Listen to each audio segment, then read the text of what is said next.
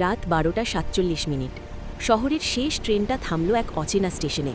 নাম ছিল শিবপুর। এই স্টেশনে কেউ নামে না, তবু সেদিন ট্রেন থামতেই একজন নামল। সে ছিল এক তরুণী। লম্বা কালো চুল, মুখ ঢেকে রেখেছে, সাদা শাড়ি ময়লায় ভরা, পা মাটিতে ছুঁয়েও না। ট্রেনে থাকা রাহুল জানালা দিয়ে তাকিয়ে দেখল মেয়েটা সরাসরি তার দিকেই তাকিয়ে হাসল।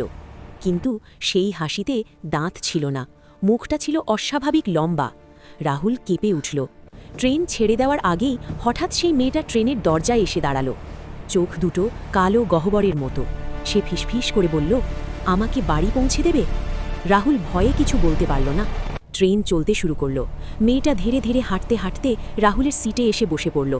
তার শরীর বরফের মতো ঠান্ডা।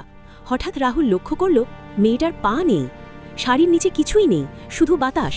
সে আতঙ্কে উঠে দাঁড়াতেই মেয়েটা ফিসফিস করে বলল, তুমি আমাকে দেখেছ, এখন তুমিও